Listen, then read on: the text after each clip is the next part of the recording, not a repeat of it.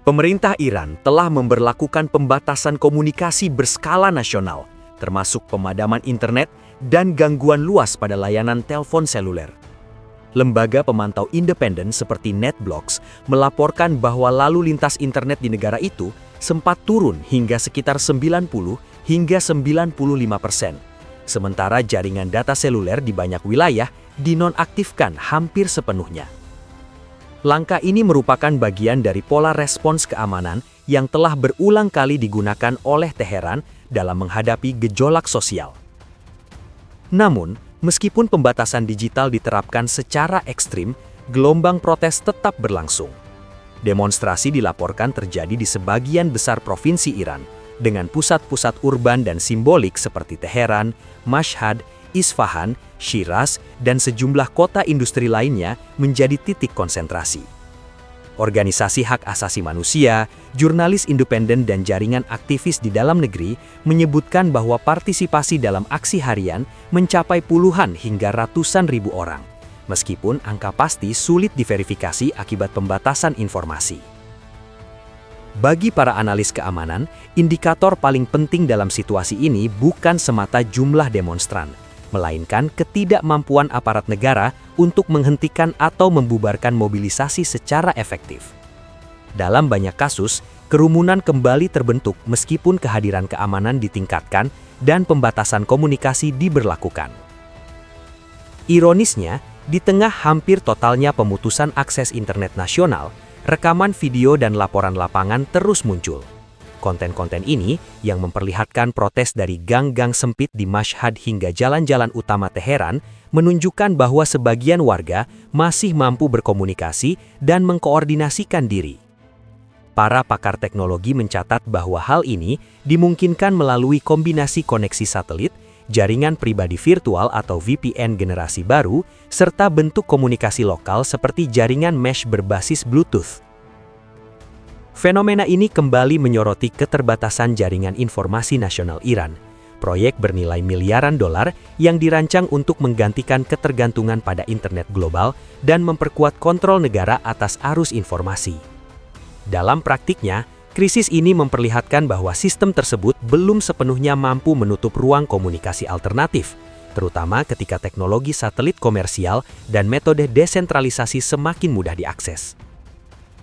Bagi para aparat intelijen Iran, terutama Kementerian Intelijen MOIS atau SAMA dan Badan Intelijen Garda Revolusi atau IRGC, kondisi ini menimbulkan tantangan serius.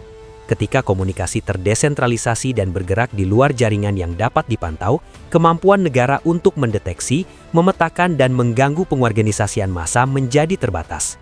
Sejumlah analis menilai bahwa pemadaman total justru dapat memperburuk situasi dengan menghilangkan visibilitas negara terhadap dinamika di lapangan alih-alih mengendalikannya. Dalam beberapa tahun terakhir, MOIS telah menjalani restrukturisasi internal, termasuk pergeseran ke arah pendekatan yang lebih teknokratis, mengandalkan analisis data, pengawasan cyber, dan pemodelan perilaku untuk mendeteksi potensi ancaman sejak dini. Strategi ini bertujuan menekan oposisi sebelum mereka mampu memobilisasi massa secara terbuka. Namun, perkembangan terbaru menunjukkan bahwa pendekatan tersebut tidak selalu efektif dalam menghadapi ledakan kemarahan sosial yang luas dan spontan, yang digerakkan oleh faktor ekonomi, politik, dan psikologis yang kompleks. Ketika sistem peringatan dini gagal berfungsi, respons negara cenderung kembali pada instrumen koersif tradisional. Kehadiran milisi bermotor, penggunaan kekuatan berlebihan dan penindakan tanpa seleksi yang jelas mencerminkan upaya mempertahankan kontrol melalui intimidasi fisik. Banyak pengamat menilai bahwa eskalasi kekerasan semacam ini seringkali merupakan indikator lemahnya fungsi intelijen, karena aparat tidak lagi mampu membedakan antara aktor kunci dan massa umum. Di tingkat kepemimpinan tertinggi, situasi ini memunculkan pertanyaan tentang arus informasi ke pusat kekuasaan. Dalam sistem politik yang sangat terpusat, pemimpin tertinggi biasanya bergantung pada laporan intelijen harian untuk mengambil keputusan strategis. Sejumlah sumber diplomatik dan analis barat berspekulasi bahwa dalam kondisi krisis akut, laporan-laporan tersebut berpotensi tersaring, ditunda, atau dipoles. Sebuah gejala klasik dalam rezim otoriter ketika aparat lapangan berupaya menutupi kegagalan mereka. Minimnya penampilan publik dan komunikasi langsung dari pemimpin tertinggi selama periode ketegangan sering ditafsirkan sebagai tanda isolasi politik dan kehati-hatian ekstrim, meskipun lokasi dan kondisi sebenarnya tidak dapat diverifikasi secara independen.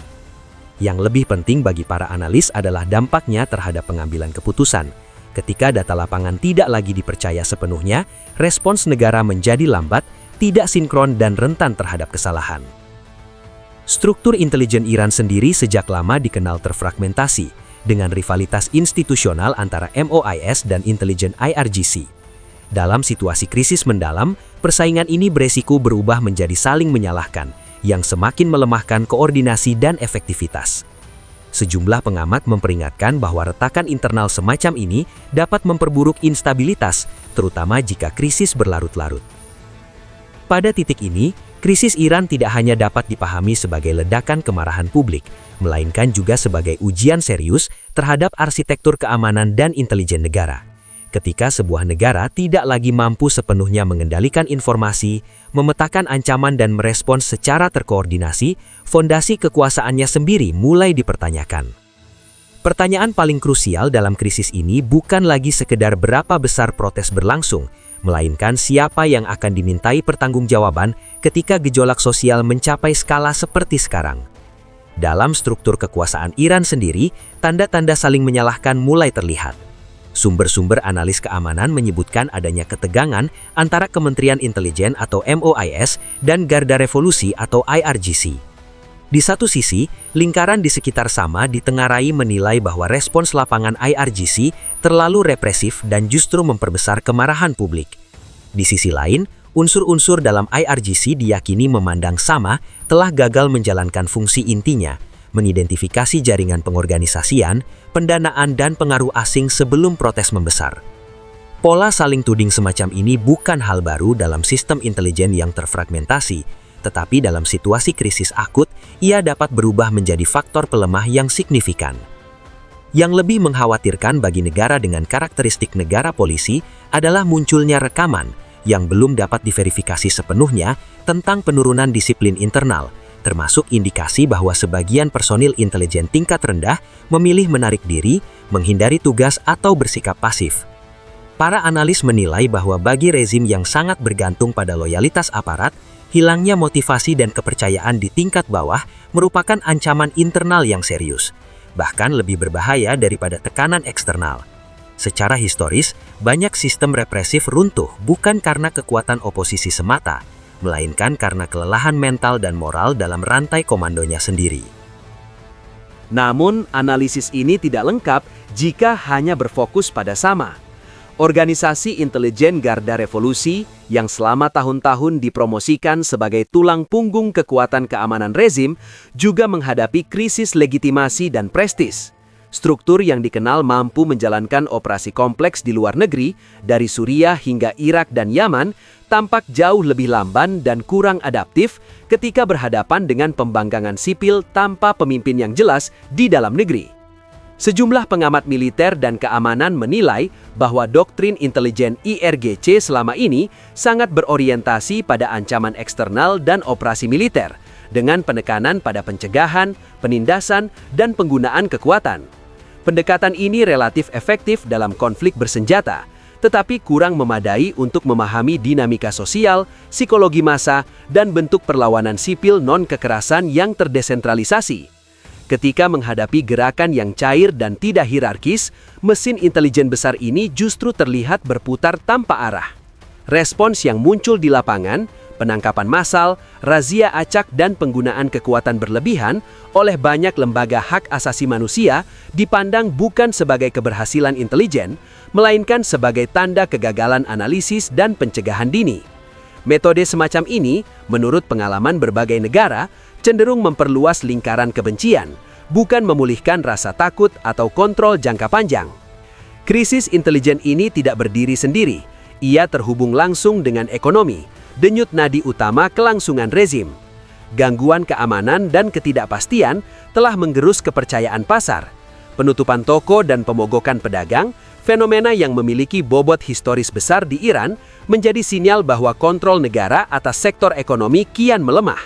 Dalam sejarah politik Iran, ketika jaringan pasar dan pedagang berpaling dari penguasa, ruang bertahan rezim biasanya menyempit drastis.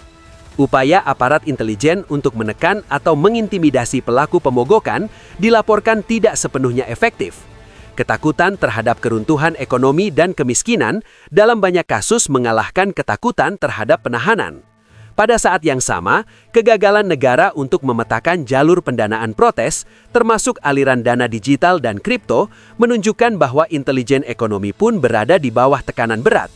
Penarikan dana dari perbankan dan peralihan ke emas serta mata uang asing semakin mempersempit kemampuan negara mengendalikan peredaran uangnya sendiri.